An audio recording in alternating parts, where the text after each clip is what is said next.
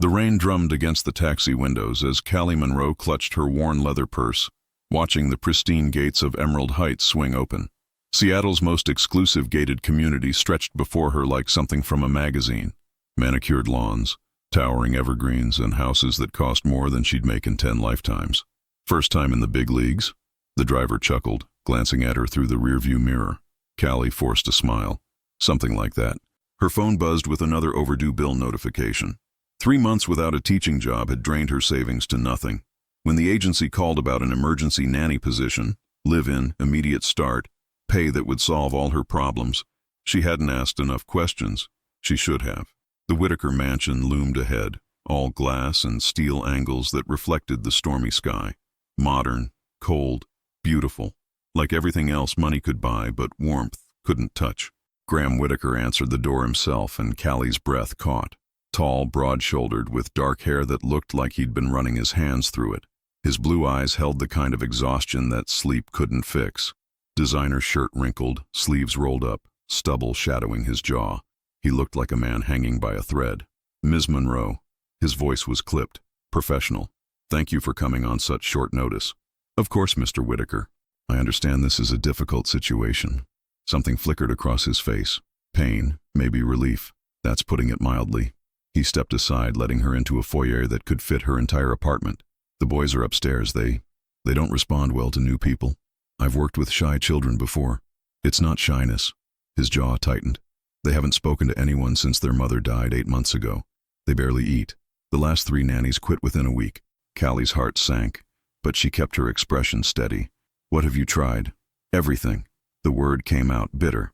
"Doctors, specialists, therapists. Nothing works." He checked his expensive watch, a barrier, she realized, between him and everything that hurt. "I have a conference call in 10 minutes. Mrs. Chen, my housekeeper, will show you around. The boys' schedules are on the kitchen counter." Before she could respond, he was already walking away, phone pressed to his ear, disappearing into what looked like a home office. The door closed with a soft click that sounded final. Mrs. Chen appeared, a kind-faced woman in her 60s who looked at Callie with sympathy that felt like a warning. "Come," she said gently. "Let me show you their room. But don't expect them to look at you. They won't." As they climbed the sweeping staircase, Callie wondered what she'd gotten herself into, and whether she was strong enough to face whatever waited behind that closed door. The twins' bedroom was a monument to unanswered love. 2 race car beds sat perfectly made, untouched toys lined shelves like museum pieces, and cartoon characters smiled from walls that seemed to mock the silence. In the corner, a rocking chair held a woman's cardigan, faded pink, still waiting for arms that would never fill it again. Sawyer and Silas sat on the window seat, identical in their stillness. Dark hair like their father's, but their mother's delicate features. They wore matching pajamas, their small bodies pressed together as if they could disappear into each other. Neither looked up when Callie entered. "Boys," Mrs. Chen said softly. "This is Miss Callie. She's going to stay with you for a while." Nothing. Not even a flicker of acknowledgement. Callie's chest tightened. She'd worked with traumatized children before, but something about their absolute withdrawal felt different. Deeper. Like they'd built walls so high that even they couldn't find the way out. "I'll leave you to get acquainted," Mrs. Chen whispered, squeezing Callie's shoulder. "Dinner's at 6. They won't eat it, but we try anyway." Alone with the boys, Callie settled cross-legged on the floor, keeping her distance. She'd learned that sometimes the best approach was no approach at all. "Hi, Sawyer." "Hi, Silas." Her voice was gentle, conversational. "I'm Callie. I used to teach kids just your age. We had the best adventures together." Silas, or maybe it was Sawyer, shifted slightly. "Progress. I brought something with me," she continued, pulling a small worn book from her bag. "It's about a little elephant who was scared of everything, even butterflies." She opened it, not reading aloud, just letting them see the colorful pages if they wanted to. A door slammed downstairs. Graham's voice echoed up the stairway, sharp with frustration. "I don't care what the investors think. We stick to the timeline." Both boys flinched, curling tighter into themselves. Callie's heart broke a little more. "Daddies sometimes have big feelings too," she said quietly, closing the book. "It doesn't mean anything's wrong with you." For the first time, one of them, the one with a small scar above his left eyebrow, looked directly at her. Just for a second, but it felt like sunlight breaking through storm clouds. Hours passed. She sat with them through a dinner they didn't touch, Through bath time they endured in silence. Through bedtime stories they pretended not to hear. When she finally tucked them in, Silas's fingers brushed hers as she pulled up his blanket. Downstairs, Graham stood in the kitchen, staring at 2 untouched plates of food.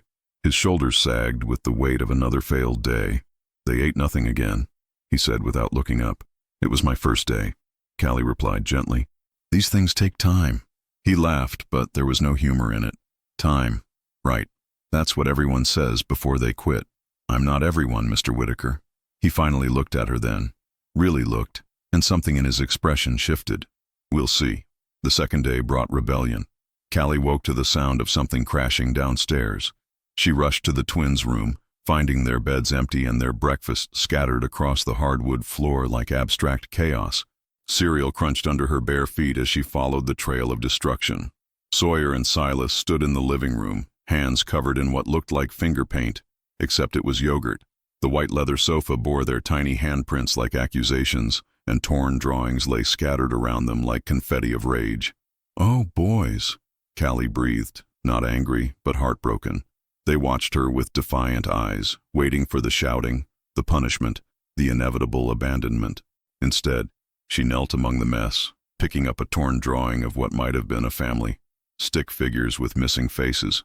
"This must be you two," she said softly, pointing to 2 small figures.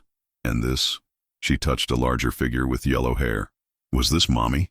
Silas's lower lip trembled. Sawyer stepped protectively in front of his brother, small fists clenched. The front door slammed. Graham's voice carried from the foyer, sharp with phone conversation stress. "No, the deadline isn't negotiable. I don't care if we have to work through the weekend." Both boys flinched again, their brief moment of vulnerability vanishing behind familiar walls. Graham appeared in the doorway, phone still pressed to his ear. His face went from confusion to horror to resignation in seconds. "I'll call you back," he said, ending the call. "I'm sorry, Mr. Whitaker. This is my fault." "No." His voice was flat, tired. "This is exactly what they do. Mrs. Chen will clean it up." He looked at his sons like they were strangers. "Boys, go to your room." "They're not being bad," Callie said quickly. "They're communicating. This is how children process grief when they don't have words." They had words. Graham's composure cracked. They had everything. A mother who read to them every night, who sang lullabies, who made every meal an adventure. They talked nonstop about dinosaurs and rockets, and his voice caught. They had everything, and now they have nothing, including a father who can't even look at them without seeing her. The admission hung in the air like broken glass. Callie watched Sawyer's face crumple, watched Silas reach for his brother's hand. They understood more than anyone gave them credit for. "Mr. Whitaker." "Graham," he said quietly. "Just, Graham, they need you to see them. Not her absence, but their presence." He stared at the yogurt handprints on his expensive furniture, at the torn drawings of the family they used to be. "I have a meeting in an hour." After he left, Callie sat on the floor with the boys. "Sometimes daddies forget how to daddy when their hearts are broken," she whispered. "But that doesn't mean you stop being wonderful." Silas crept closer, close enough that she could smell baby shampoo in his hair. It was the first step towards something neither of them dared name yet: hope. The third night changed everything. Callie lay in the guest room, listening to the muffled sounds drifting through the walls. Not tantrums this time, something worse. Quiet, broken sobbing that spoke of hearts too small to hold such enormous pain. She found them huddled together on the bathroom floor. Sawyer's arms wrapped around Silas as tears streamed down both their faces. No words, just the raw sound of grief that had nowhere else to go. "Hey, sweethearts," she whispered, settling beside them on the cold tile. "It's okay. Whatever you're feeling, it's okay." Neither pulled away when she gathered them close. They were so small, so fragile, yet carrying burdens that would crush grown men. Callie held them until the tears slowed, until their breathing evened, until they fell asleep against her chest. But sleep didn't last. By morning, they were back to their silent protest, refusing even the crackers and milk that had become their only sustenance. Mrs. Chen hovered anxiously as another breakfast went untouched. "They're getting thinner," the housekeeper murmured. "Mr. Graham's talking about the hospital again." Callie stared at the untouched plates, at 2 little boys who were slowly disappearing before everyone's eyes. Traditional approaches had failed. Professional help had failed. Maybe it was time for something completely different. That evening, as Graham disappeared into another conference call and Mrs. Chen headed home, Callie made a decision that could cost her everything. She sat cross-legged on the kitchen floor, not at the table, not in chairs, but on the cool marble tiles where rules didn't exist. From the cabinet, she grabbed a container of leftover rice, some steamed vegetables, a handful of berries. No plates, no utensils, no expectations. "Well," she announced to the empty kitchen, aware that two small faces were peering around the doorway, "I guess it's just me and dinner tonight." She scooped rice with her fingers, letting grains scatter around her like snow. You taste pretty good," she told the rice seriously, "but I bet you'd taste better if you were flying." She tossed a grain into the air, catching it in her mouth. Sawyer crept closer, fascination overcoming caution. Callie picked up a piece of broccoli. "And you, mister." "Broccoli, look like a tiny tree. I wonder if tiny dinosaurs live in your branches." She made the vegetable walk across the floor, complete with sound effects. Silas giggled, before clapping his hand over his mouth in shock. "Did someone laugh?" Callie gasped dramatically. "The vegetables are so excited. They love it when someone appreciates their jokes." Slowly, carefully, she held out a single grain of rice on her palm. "Would you like to try feeding the dinosaurs in the broccoli forest?" Silas looked at Sawyer. Sawyer looked at the rice. Then, miracle of miracles, tiny fingers reached out and took the offering. For the first time in 8 months, one of Graham Whitaker's sons ate something beyond milk and crackers. And then, emboldened by his brother's courage, the other followed. Graham found them in the kitchen at midnight. He'd been working late again, another excuse to avoid the silence that haunted the house after dark, but the soft murmur of voices drew him downstairs, and what he saw made him stop breathing. Callie sat cross-legged on the floor, her hair messy, rice still clinging to her sweater. Sawyer was curled against her left side, Silas against her right, both of them actually eating, small bites of fruit, tiny sips of smoothie, but eating nonetheless. And they were whispering, actual words, soft and hesitant, but real. "The strawberry says it wants to be friends with the banana," Silas murmured, making the fruit dance across Callie's palm. "But the banana is shy," Sawyer added, his voice rusty from disuse. "Like us." Graham's throat tightened. He hadn't heard their voices in so long he'd almost forgotten what they sounded like. Innocent, sweet, alive. "Shy is okay," Callie said gently. "Shy just means you're careful with your heart. That's very smart."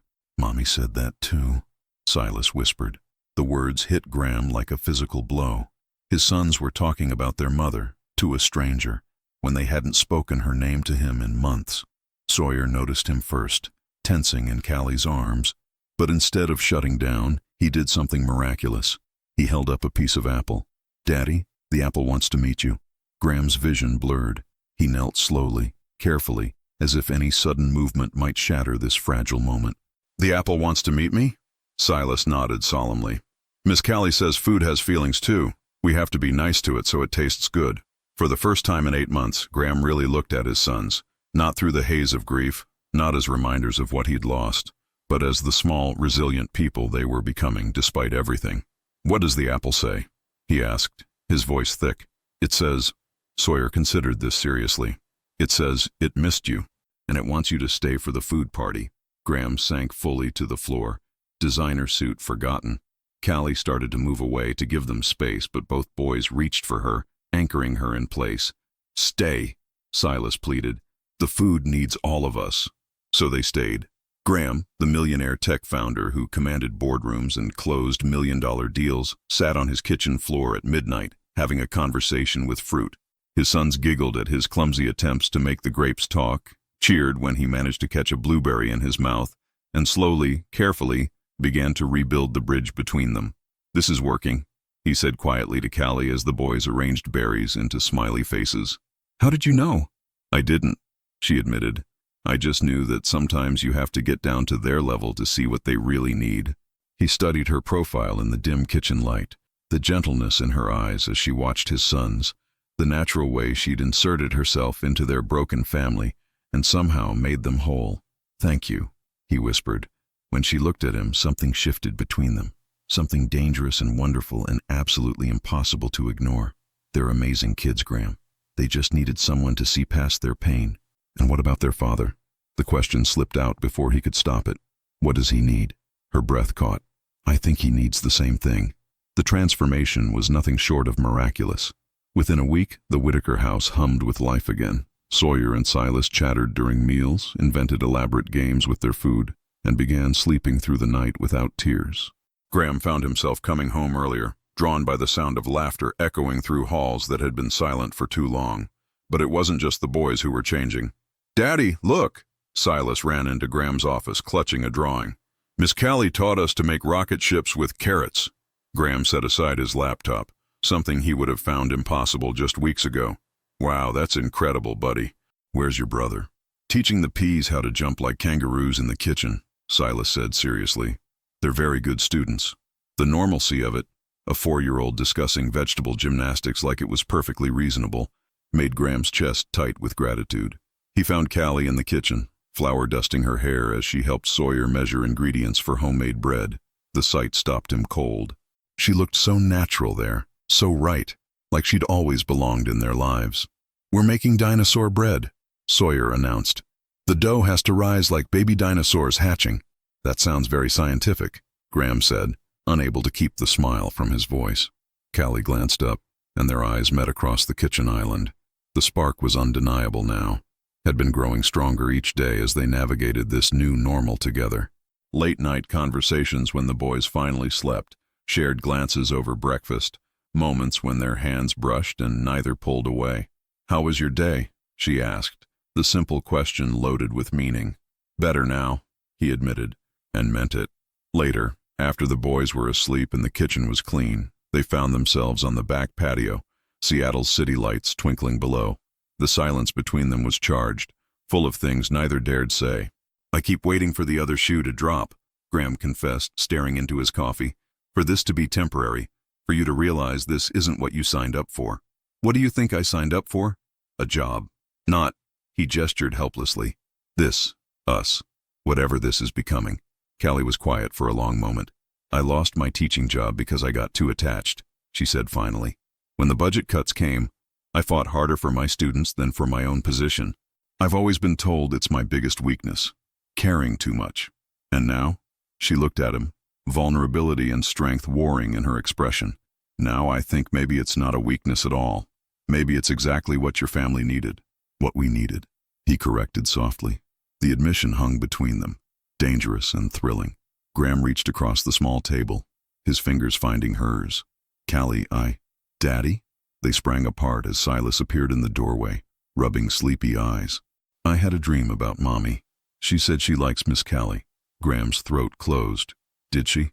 Silas nodded solemnly. "She said Miss Callie makes the house happy again, and that it's okay to be happy." After tucking Silas back into bed, they stood in the hallway, the weight of a 4-year-old's unconscious wisdom settling around them. "Out of the mouths of babes," Callie whispered. Graham turned to face her, his heart hammering. "Callie, what if this isn't just about the boys anymore?" But before she could answer, his phone buzzed with an urgent work crisis, shattering the moment and reminding them both of all the complications that lay ahead. The crisis came like a storm no one saw approaching. Graham had been gone for 3 days, handling an emergency acquisition that threatened to derail his company's biggest deal. The boys handled his absence better than expected, but Callie could see the old anxiety creeping back into their eyes each time they asked when Daddy was coming home. On Thursday morning, everything shattered. Victoria Whitaker, Graham's mother-in-law, arrived unannounced, her silver Mercedes pulling into the driveway like an omen. Callie recognized her immediately from the family photos. Elegant, intimidating, with the kind of polished perfection that came from old money and older grief. "Where are my grandsons?"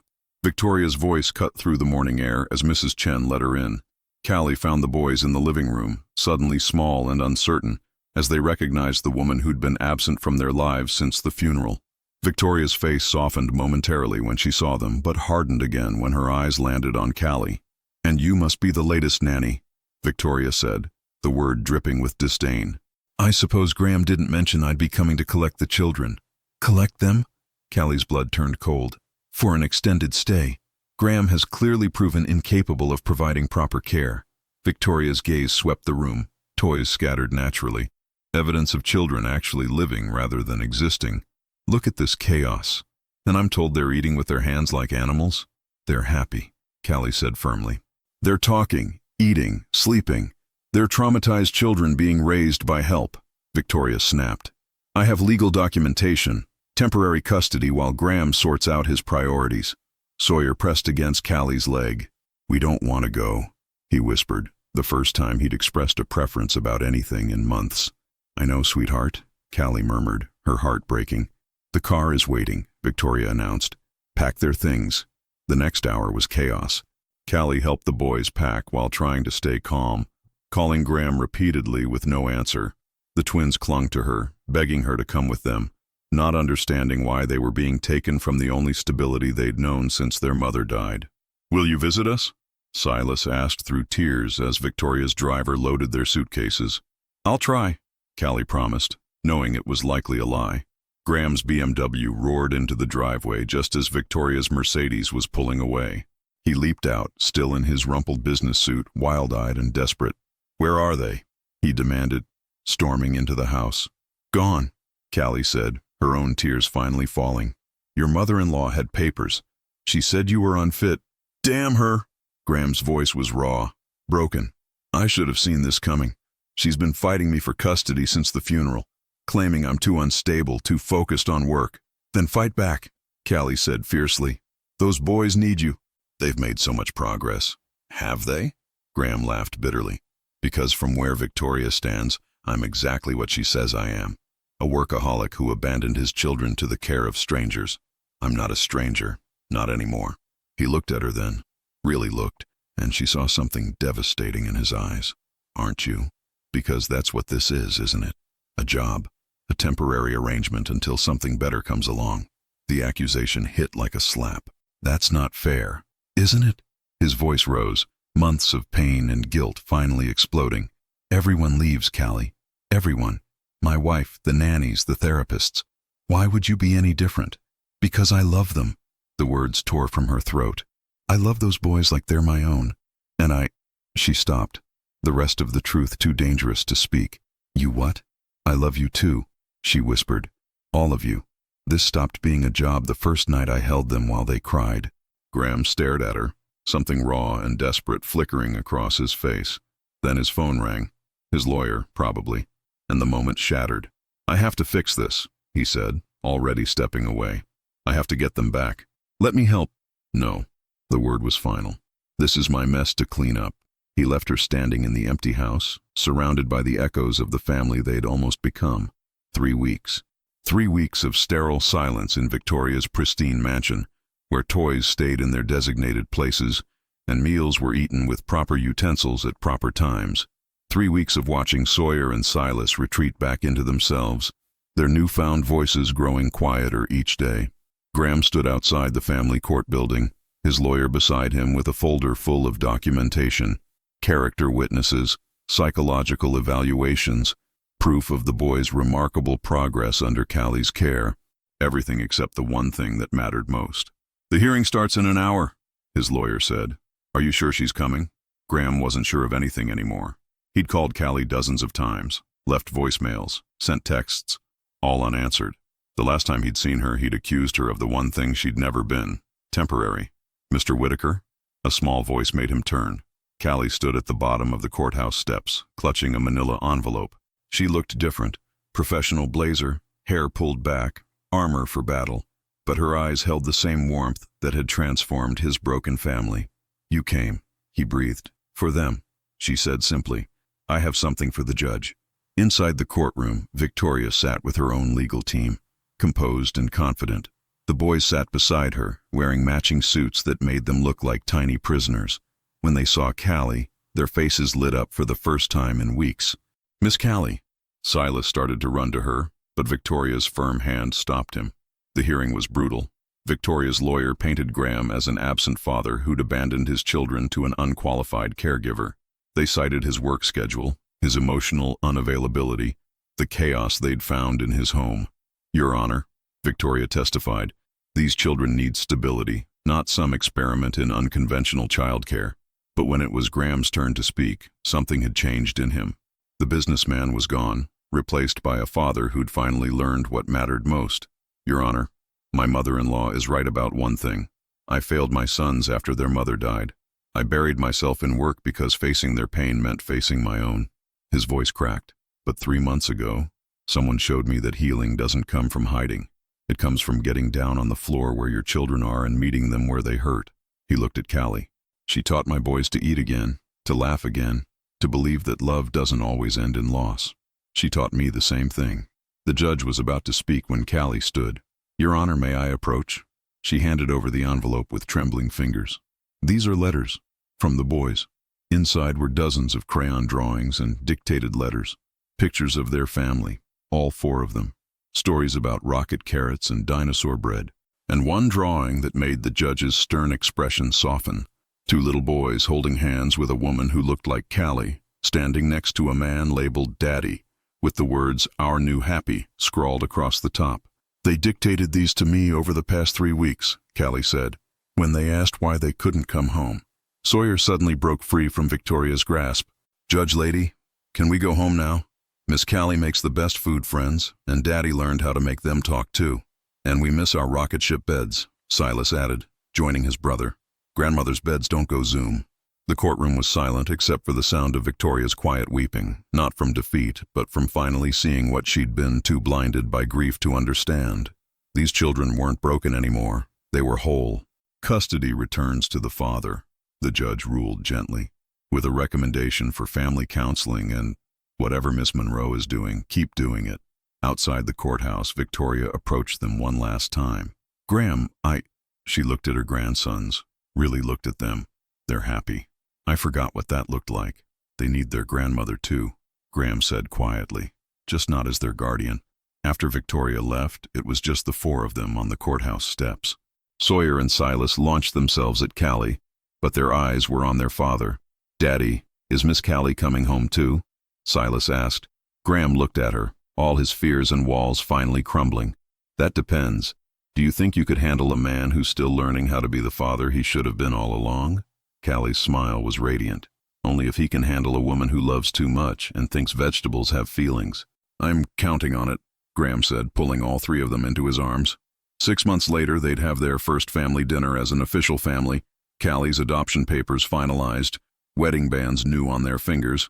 The boys would insist on having the ceremony in the kitchen, where all the best magic happened, and the rice would definitely be invited to the celebration. 2 years later, the kitchen floor was a disaster zone, and Callie Whitaker had never been happier.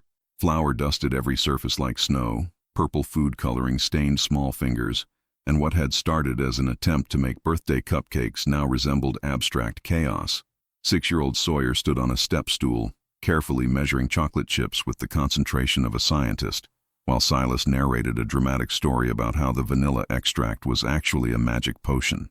"And then the birthday cake will grow wings and fly around the kitchen," Silas announced, spreading his arms wide and accidentally knocking over the sugar container. "Oops," he giggled, not remotely sorry. "That's okay, buddy," Callie laughed, sweeping sugar into her palm. "The cake might need fuel for flying anyway." Graham appeared in the doorway, loosening his tie after an early day at the office, a promise he now kept religiously. His company had grown exponentially, but so had his understanding of what truly mattered. Board meetings ended at 4. Weekends were sacred, and every evening began with whatever culinary adventure his family had embarked upon in his absence. "Should I be concerned that our kitchen looks like a bakery exploded?" he asked, wrapping his arms around Callie from behind and kissing her flour-dusted cheek. "We're making birthday magic," she said, leaning into his warmth. "Apparently it requires complete destruction of organized baking." "Daddy!" Sawyer turned, brandishing a wooden spoon covered in purple batter. "We made the cupcakes talk to each other. Want to hear?" "Always," Graham said, settling onto his favorite spot, the kitchen floor, where all their best conversations still happened. As the boys demonstrated their talking cupcake theater, complete with dramatic voices and elaborate plot lines, Callie watched her husband's face transform. Gone was the haunted exhaustion that had defined him when they first met. In its place was something she'd helped him rediscover. Joy. "Mrs. Whitaker," he murmured against her ear, the title still sending butterflies through her chest after 18 months of marriage. "Our sons are definitely going to be either chefs or directors when they grow up. Or both," she whispered back. "They've always been good at making food come alive." Later, after the purple cupcakes had been successfully baked and half the batter eaten straight from the bowl, after bath time battles had been won, and after bedtime stories had been read twice, Graham and Callie found themselves back where it all began, sitting cross-legged on the kitchen floor. "Remember when you thought this was temporary?" Graham asked, gesturing to the controlled chaos around them. "Remember when you thought loving people was too risky?" She countered, stealing a purple crumb from his shirt. "Touché." He caught her hand, bringing it to his lips. "Best risk I ever took." From upstairs came the sound of muffled giggles and whispered conversations, the boys undoubtedly plotting some new adventure for tomorrow. The dishwasher hummed quietly, fairy lights twinkled above the kitchen island, and outside, Seattle's skyline glittered like scattered diamonds. "Callie? What do you think about giving Sawyer and Silas a little sister or brother to teach about talking vegetables?" She looked up to find him watching her with that expression she'd learned to recognize, hopeful, vulnerable, and completely, utterly in love. "I think," she said, pulling him down for a kiss that tasted like purple frosting and forever, "that our family could always use one more person who believes in magic." Upstairs, as if summoned by their parents' dreams, two little boys whispered prayers of gratitude for the woman who'd saved them all by simply sitting on a kitchen floor and showing them that love, like the best recipes, was meant to be shared messily, joyfully, and without reservation. And somewhere in the space between laughter and love, between healing and hope, the Whitaker family continued to grow, one talking vegetable, one floor picnic, one perfect moment at a time. What would you do in Callie's place? Imagine you were hired as a nanny for two traumatized children who refuse to eat or speak for months. All traditional methods have failed. Doctors are out of answers. Their father is desperate and about to hospitalize them. Would you have the courage to break every professional rule, sit on the kitchen floor and eat with your hands, risking the job you desperately need? Or would you follow the correct protocols and maintain professional distance, even while watching two children wasting away before your eyes? Tell us, which moment in the story touched your heart the most? Was it when Callie made that unthinkable decision? When Graham finally reconnected with his sons? Or when the family reunited in court? And the question that haunts us all: do you believe that sometimes unconditional love can heal wounds that medicine can't reach? Your participation in our channel is very important. Please leave your opinion in the comments.